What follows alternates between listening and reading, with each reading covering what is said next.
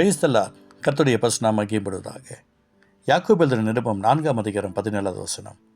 ஆதலால் ஒருவன் நன்மை செய்ய அறிந்தவனாயிருந்தும் அதை செய்யாமற் போனால் அது அவனுக்கு பாவமாக இருக்கும்.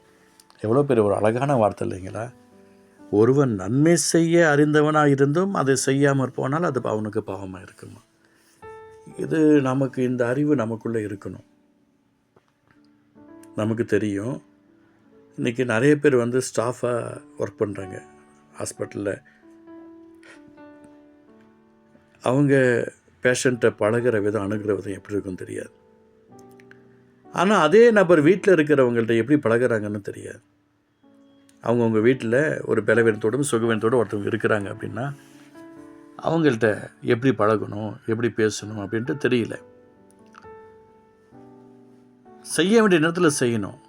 எனக்கு ரொம்ப பசிக்குதுங்க, எனக்கு இப்போ சாப்பாடு கேட்குறேன், ஏதாவது இருந்தால் தாங்க, பசிக்குது அப்படின்னு நீங்கள் கொஞ்சம் முன்னாடி கேட்கக்கூடாதா? சாப்பாடெலாம் காலி ஆகிடுச்சு, டிஃபன் காலி ஆகிடுச்சு, எதுவுமே இல்லை,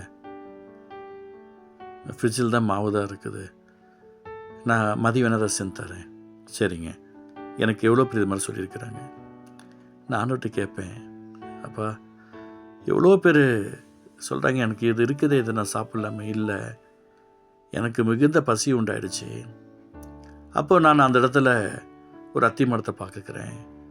இலையே தான் இருந்துச்சு, தனக்கு கனி காலமே இல்லை. ஆனாலும் இனி ஒரு காலம் ஒருவனும் ஒரு இடத்துல கனியை புசியாது இருப்பானாங்க நான் சொன்னேன். உடனே வேரோட பட்டு போயிடுச்சு. நன்மை செய்ய ஒருத்தருக்கு திராணி இருக்கும்போது செய்ய வேண்டிய நேரத்தில் செய்யணும். பசிக்கிற நேரத்தில் ஒருத்தங்க சாப்பாடு கொடுக்கலன்னா அவங்க எதுக்கு, யாருக்காக அந்த ஆகாரம் செய்கிறாங்க? அட்லீஸ்ட் ஏதாவது ஒரு 10 நிமிஷம் செலவு பண்ணி டைம் எதுக்கு ஒதுக்கி ஏதாவது செஞ்சு கொடுக்கணும்ல. அவங்க கொடுக்குறாங்களா இல்லையான்னு சோதிப்பதற்காக தான் நான் சொல்லுவேன், ஏதாவது எடுத்துகிட்டு வாங்க, பசிக்குது அப்படின்னு நான் உனக்கு திடீர்னு நான் ஆணையிடுவேன். நீ கேட்ப, அவங்க கொடுக்குறவங்களா இல்லையான்னு நான் பார்ப்பேன் அப்படின்னு சொல்லி நிறைய நேரத்தில் நான் பார்த்துருக்குறேன். எனக்கு பிரியமானவர்களே, ஒருவன் நன்மை செய்ய அறிந்தவனாக இருந்தும் அதை செய்யாமல் இருப்போனா அது அவனுக்கு பாவமாக இருக்குமா? நன்மை செய்யணுங்க. நம்ம நன்மை செய்யணும், இந்த பூமியில் வாழவே முடியாது. நன்மை செஞ்சால் தான் அதோடைய பிரதிபலன் ஆசுவத்தை பார்க்க முடியும். இன்றைக்கி நிறைய பேர் நன்மையே செய்ய மாட்டேங்கிறாங்க. எச்சிக்கையில் கூட காக்க ஓட்ட மாட்டேங்கிறாங்க. என்ன ஒரு கூட்டம்னு எனக்கு தெரியல. ஆண்டுடைய பிள்ளைங்க கூட ரொம்ப ஒஸ்ட் ஆகிட்டாங்க. பல வருஷத்துக்கு முன்பதாக ஒரு இடத்துக்கு நான் ஊழியத்துக்கு போயிருந்தோம். நான் அப்போல்லாம் போகணுன்னெலாம் கிடையாது, நாங்கள் நடந்து தான் போகணும் வரணும். அப்போ ஒரு இடத்துக்கு நான் போயிட்டேன். அடுத்த வாரம் நீங்கள் வந்துடணும் அப்படின்னு சொல்லிட்டாங்க. நிச்சயமாக வந்துடுறேன்னு சொல்லிட்டேன். அவங்களும் அலர்ட் ஆகிட்டாங்க. காலையிலே வந்துடுவோம், நைட் போயிட்டு தான் காலையிலே வந்துடுவோன்னு சொல்லிட்டாங்க. நான் ஒரு 10-12 மணிக்கு மேலே நான் கிளம்பி 1 மணிக்காக வரேன் அப்படின்னு சொல்லிட்டேன். கிளம்பி போகிறோம். நான் போயிட்டேன். என் கூட இன்னொரு சகோதரர் கூட்டிகிட்டு அந்த வீட்டுக்கு போயிட்டோம். நான் போகிறது 1 மணிக்கு போகாமல் ஒரு 2 மணி வாக்கில் நான் போயிட்டேன். வெளியில் கேட்லன்னு கதவு தட்டுறேன். அப்போது நான் கேட்குறேன், ஓ சாமே சாப்பிடந்தா போடு சாமேன்றேன். ஏய் போயா, வேறு வீட்டு பார் போயா அப்படின்றாங்க.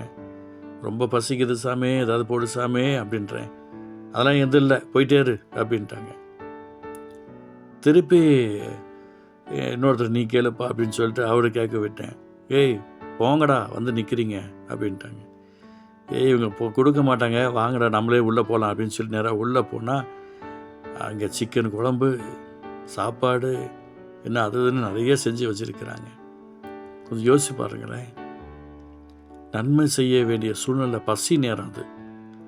ஏதாவது பசிக்குது சாப்பாடு கொடுன்னு ஒருத்தவங்க கேட்டாங்கன்னா கொடுத்துடணுங்க. இந்த சாப்பாடு அப்படின்னா காசு கேட்டால் கொடுக்காதீங்க, வேண்டாம். பசிக்குதுன்னு சாப்பாடு கேட்டால் சாப்பாடு கொடுங்க. அதை வச்சுட்டு என்ன அதுக்கு ஒரு பெரிய 100 அடுக்கு பில்டிங் கட்ட போகிறாங்களான்னு ஒன்றும் கிடையாது. அப்போ நான் சொன்னேன், நீங்கள் ஊழியக்காரக்காக வச்சுருக்கிறீங்க, ஒரு வேளை அது ஆண்டோடைய பிள்ளையாக இருந்திருந்தால் நீ கேட்குறவங்க நினச்சிருந்தா என்ன பண்ணுவீங்க?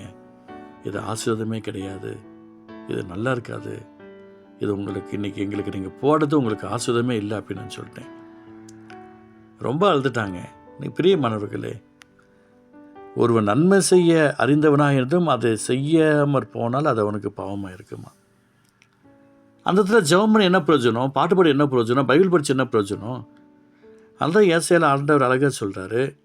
ஃபாஸ்டிங் போடுறவங்களாக இருந்தால் அந்த என்ன ஃபாஸ்டிங் போடுறோமோ அந்த ஆகாரத்தை தனியாக எடுத்து வச்சு இல்லாதவங்களுக்கு கொடுக்கணும். இல்லை சபையில் நாம் அதை செய்யணும். இந்த தினத்தில் அதை செஞ்சுட்டு இருக்கிறேன். நான் உங்களுக்கு சொல்கிறேன், இயேசுவின் நாமத்தினால தயவு செய்து கவனமாக இந்த ஆண்டோடைய அன்பை நோக்கி பாருங்கள். அந்த அளவற்ற பரிசுத்த பிரசன்னம் உங்களோட வாழ்க்கையில் மிகப்பெரிய ஒரு ஆசிரியத்தை கொடுக்குங்க. தயவு செய்து நான் ஜெபம் பண்ணிக்கிறேங்கன்னு சொல்லாதீங்க. உங்கள்கிட்ட என்ன இருக்கோ அதை செஞ்சுருங்க. ஒரு நன்மை செய்ய அறிந்தவனாக இருந்தும் அதை செய்யாமல் இருப்பது அவனுக்கு பாவமாக இருக்குமா? உங்கள் குடும்பத்தை கவனிங்க, சொந்தங்களை கவனிங்க, உறவுகளை கவனிங்க, சபைகளை கவனிங்க, இல்லாதவர்களை கவனிங்க, ஏழைகளை கவனிங்க. ஆண்டவருடைய நாமத்தை மகிமைப்படுத்தும்படியா இன்னும் உங்களை மாற்றிக்கோங்க. கர்த்தர் பெரிய காரியம் செய்வார். அன்பு தகப்பனே, இந்த வார்த்தை மூலமாக நீர் ஆசீர்வதிப்பதற்கே ஸ்தோத்திரம்.